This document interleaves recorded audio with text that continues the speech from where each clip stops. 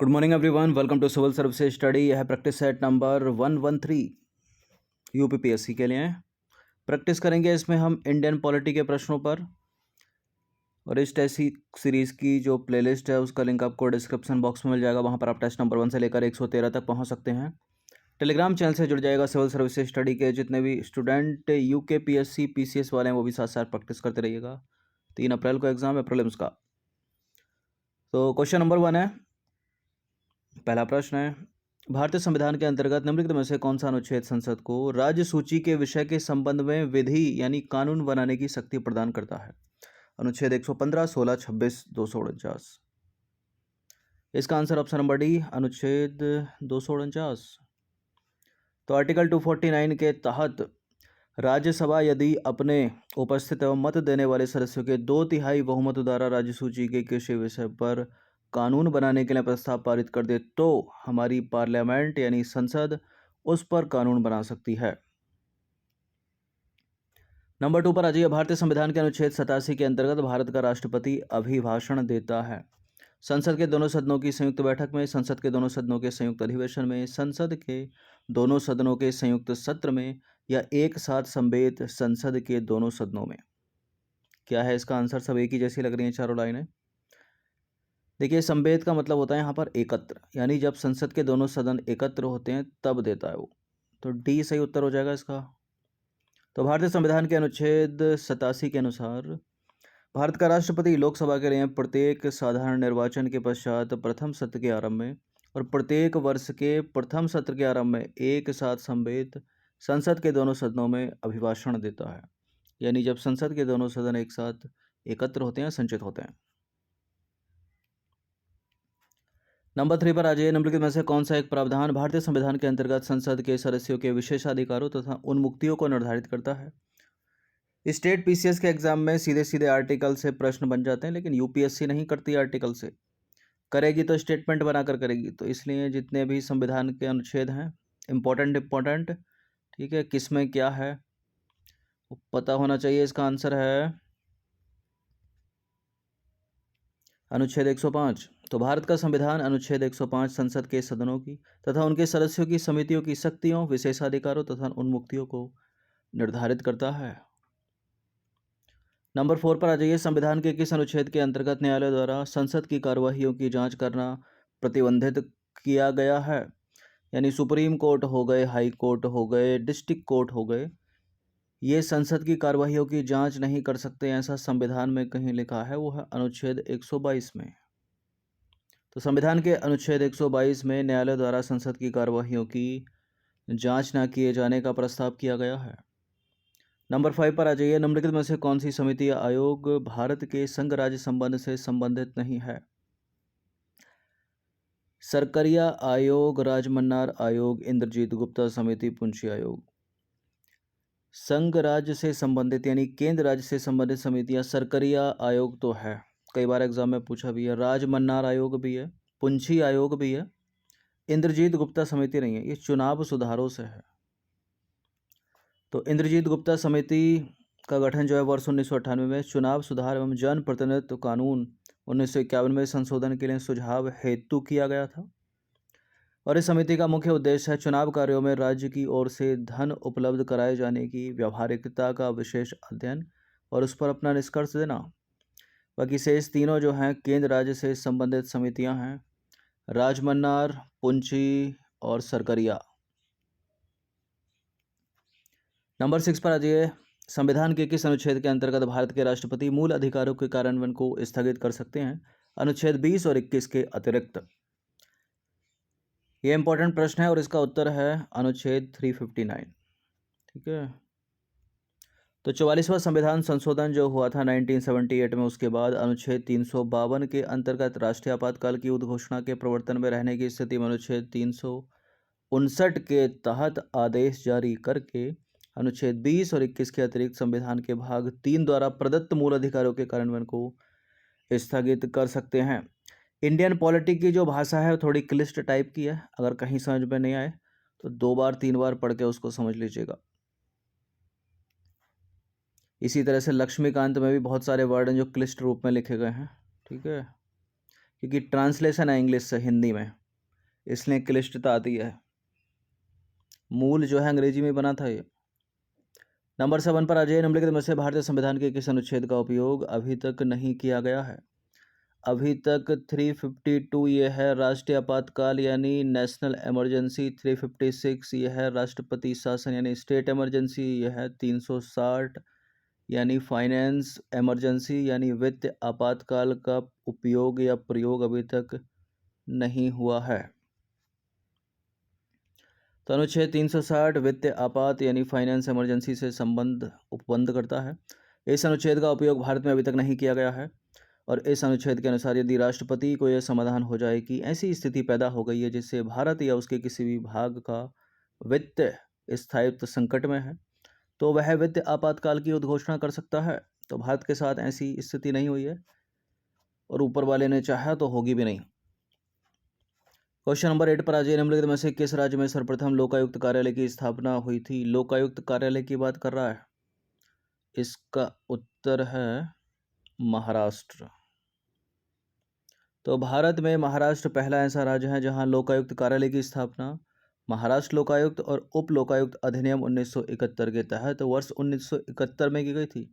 और उड़ीसा पहला ऐसा राज्य है जिसने लोकायुक्त की स्थापना से संबंधित विधान पारित किया था, लेकिन वहां यह संस्था वर्ष 1983 में अस्तित्व में आई। क्वेश्चन नंबर 9 पर आ जाइए। उत्तर प्रदेश का लोकायुक्त अपना प्रतिवेदन प्रस्तुत करता है किसको? किसको? वहां के गवर्नर को यानी राज्य के राज्यपाल को। तो उत्तर प्रदेश लोकायुक्त अधिनियम 1975 के तहत लोकायुक्त अपना प्रतिवेदन गवर्नर यानी राज्यपाल को सौंपता है, जिसे राज्य विधानमंडल के दोनों सदनों के पटल पर प्रस्तुत किया जाता है। 10वां प्रश्न है, राज्य मानवाधिकार आयोग के अध्यक्ष एवं सदस्यों की नियुक्ति की जाती है किसके द्वारा? जैसे राज्य का मानवाधिकार आयोग है वैसे ही भारत का मानवाधिकार आयोग है। भारत के मानवाधिकार आयोग के अध्यक्ष और सदस्यों की नियुक्ति भारत के राष्ट्रपति करेंगे, तो स्टेट में करेंगे गवर्नर। तो मानवाधिकार संरक्षण अधिनियम 1983 की धारा 22 के तहत राज्य मानवाधिकार आयोग के अध्यक्ष एवं सदस्यों की नियुक्ति राज्यपाल द्वारा की जाती है और राज्यपाल द्वारा यह नियुक्तियां एक समिति की सिफारिश के आधार पर की जाती हैं। ये लाइन इंपॉर्टेंट है। अब उस समिति में कुछ मेंबर होते हैं, उसमें मुख्यमंत्री होता है जो उस समिति का अध्यक्ष होता है, सदस्यों के रूप में विधानसभा अध्यक्ष होता है, राज्य का गृह मंत्री होता है और विधानसभा में विपक्ष का नेता भी इसमें शामिल होता है। एक चीज़ और याद रखिए, जिन राज्यों में विधान परिषद होती है वहाँ उस परिषद का सभापति होगा और उस परिषद में जो है विपक्ष का नेता भी इस समिति के सदस्य के रूप में शामिल होता है। और हर स्टेट में तो विधान परिषद होती नहीं, ठीक है, गिने चुने 6-7 राज्यों में विधान परिषद है, उनके लिए बात हो रही है। नंबर 11 पर आ जाइए। राज्य मानवाधिकार आयोग अपना वार्षिक प्रतिवेदन किसके समक्ष प्रस्तुत करता है? राज्य सरकार के। तो राज्य मानवाधिकार आयोग राज्य सरकार को वार्षिक प्रतिवेदन प्रस्तुत करता है। राज्य की सरकार इस प्रतिवेदन को विधानमंडल के सदन के समक्ष प्रस्तुत करती है। क्वेश्चन नंबर 12 पर आ जाइए। केंद्रीय सतर्कता आयोग यानी सीवीसी इंग्लिश में बोलेंगे इसको, सेंट्रल विजिलेंस कमीशन की स्थापना निम्नलिखित में से किसकी अनुशंसा पर की गई थी? इसका उत्तर है संथानम समिति, ऑप्शन नंबर सी। तो केंद्रीय सतर्कता आयोग यानी सेंट्रल विजिलेंस कमीशन की स्थापना संथानम समिति की सिफारिश के आधार पर केंद्र सरकार ने फरवरी 1964 में की थी। ये डेट भी याद रखिएगा। और राष्ट्रपति द्वारा एक आदेश जारी किए जाने के फलस्वरूप केंद्रीय सतर्कता आयोग को 25 अगस्त 1998 को सांविधिक दर्जा देकर बहु सदस्य आयोग बना दिया गया। सांविधिक दर्जा है, स्टैच्यूटरी बॉडी है, ये कॉन्स्टिट्यूशनल बॉडी नहीं, याद रखिएगा। क्वेश्चन नंबर 13 पर आ जाइए। संघ लोक सेवा आयोग यानी यूनियन पब्लिक सर्विस कमीशन अपना वार्षिक प्रतिवेदन सौंपता है किसको? किसको सौंपता है? राष्ट्रपति को। तो अनुच्छेद 323 ए के अनुसार, 1 के अनुसार संघ लोक सेवा आयोग यानी यूपीएससी का यह कर्तव्य होगा कि वह राष्ट्रपति को आयोग द्वारा किए गए कार्य के बारे में प्रतिवर्ष वार्षिक प्रतिवेदन दे और राष्ट्रपति इस वार्षिक प्रतिवेदन को संसद के दोनों पटलों पर या उनके समक्ष प्रस्तुत करते हैं, यानी लोकसभा और राज्यसभा में। नंबर 14 पर आ जाइए। संघ लोक सेवा आयोग यानी यूनियन पब्लिक सर्विस कमीशन एक नियामक संगठन है, वैधानिक संगठन है, संसदीय आदेश से स्थापित है या संवैधानिक संगठन है? देखिए, मूल संविधान जब बना था तब से ही है ये, ठीक है। और ये एक कॉन्स्टिट्यूशनल बॉडी है यूपीएससी, संवैधानिक संगठन है।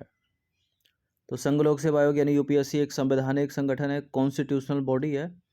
जैसे कि अटॉर्नी जनरल एक कॉन्स्टिट्यूशनल बॉडी है, कंट्रोलर ऑडिटर जनरल एक कॉन्स्टिट्यूशनल बॉडी है, फाइनेंस कमीशन, ठीक है, ये सब कॉन्स्टिट्यूशनल बॉडी हैं, क्योंकि इसका गठन संविधान के उपबंधों के तहत किया गया है। नंबर 15 पर अजय, किसी राज्य लोक सेवा आयोग के कार्यों को निम्नलिखित में से किस एक के अनुमोदन से संघ लोक सेवा आयोग को सौंपा जा सकता है। दो बातें यहाँ पर वर्ड पकड़िएगा, अनुमोदन लिखा है, अनुशंसा की बात होती या सिफारिश की बात होती तो उत्तर कुछ और होता। तो अनुमोदन किसका, राष्ट्रपति का, सिफारिश किसकी, राज्य के राज्यपाल की। वैसे भी राज्यपाल यहाँ ऑप्शन में है नहीं, ठीक है, तो इसका उत्तर देना आसान हो जाएगा एग्जाम में। अगर इस तरह का प्रश्न इस तरह के एग्जाम्पल के साथ आए तो, विकल्पों के साथ आए तो संविधान के अनुच्छेद 315(4) के तहत राज्यपाल यानी स्टेट के गवर्नर की सिफारिश पर राष्ट्रपति के अनुमोदन से किसी राज्य लोक सेवा आयोग के कार्यों को संघ लोक सेवा आयोग को सौंपा जा सकता है, ठीक है। सिफारिश किसकी, राज्यपाल की, और अनुमोदन किसका, राष्ट्रपति का। नंबर 16 पर आ जाइए, भारत में पहली बार लोक सेवा आयोग की स्थापना जिस अधिनियम से हुई वो कौन सा था, कौन सा था वो था मोंटेग्यू चेम्सफोर्ड रिफॉर्म 1919, यानी गवर्नमेंट ऑफ इंडिया एक्ट 1919, इसकी बात हो रही है। 1909 के अधिनियम को मार्लियामेंटो सुधार भी बोलते हैं, इसको याद रखिएगा। तो सी है इसका आंसर। तो 1919 के भारत शासन अधिनियम की धारा 96C के अंतर्गत भारत में प्रथम लोक सेवा आयोग 1 अक्टूबर 1926 को स्थापित किया गया और सर रॉस वॉकर इसके प्रथम अध्यक्ष थे। नंबर 17 पर आ जाइए, यूनियन पब्लिक सर्विस कमीशन यानी फिर से यूपीएससी की बात हो रही है, उसकी प्रथम महिला अध्यक्ष का नाम बता दीजिए। मदर टेरेसा नहीं थी, वीणा मजुमदार नहीं है, मार्गरेट अल्वा नहीं है, रोज मैथ्यू। तो श्रीमती रोज एम मैथ्यू संघ लोक सेवा आयोग की प्रथम महिला अध्यक्ष थी, जो वर्ष 1992 से 1996 के दौरान इस पद पर रहीं। नंबर 18 पर आ जाइए, भारतीय संविधान के अनुच्छेद 371B में निम्न राज्य या राज्यों में से किसके लिए विशेष उपबंध प्रावधानित हैं। ये 371 इंपॉर्टेंट है, 371, फिर 371 में के ए में क्या है, बी में क्या है, सी में क्या है, डी में क्या है, ये सब भी पूछ लेता है स्टेट पीसीएस में। तो 371B में है असम राज्य के लिए कुछ विशेष उपबंध।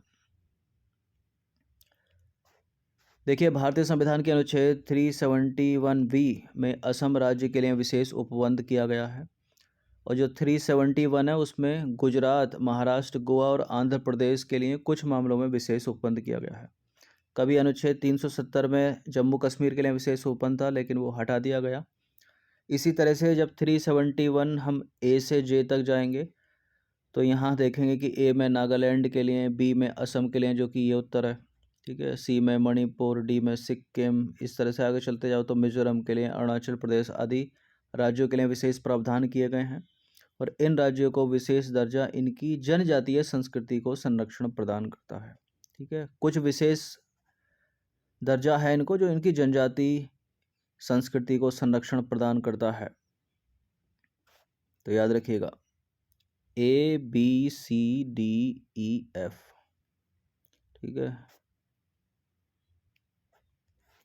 क्वेश्चन नंबर 19 पर आ जाइए, भारत के संविधान का कौन सा अनुच्छेद भारतीय निर्वाचन आयोग यानी इलेक्शन कमीशन की स्थापना से संबंधित है। ये तो कंट्रोलर ऑडिटर जनरल हो गया, यही है 324, 324। तो भारतीय संविधान के अनुच्छेद 324 के तहत संसद एवं राज्य विधानमंडल तथा राष्ट्रपति एवं उपराष्ट्रपति के पदों के निर्वाचन के लिए निर्वाचक नामावली तैयार करना तथा इन निर्वाचनों के संचालन का अधीक्षण, निर्देशन और नियंत्रण करने के लिए निर्वाचन आयोग का प्रावधान किया गया है। और 280 में क्या है, वित्त आयोग, फाइनेंस कमीशन भारत का। नंबर 20 पर आ जाइए, भारत के मुख्य चुनाव आयुक्त को नियुक्त किया जाता है किसके द्वारा। आसान सा प्रश्न है, यह है प्रेसिडेंट ऑफ इंडिया, भारत के राष्ट्रपति।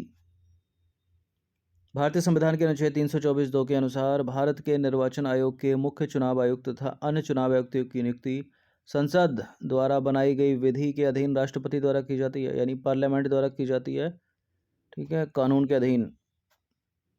तो 20 प्रश्न थे ये इंडियन पॉलिटी और कॉन्स्टिट्यूशन से रिलेटेड। इनकी प्रैक्टिस 1 से 2 बार कर लीजिएगा। धन्यवाद।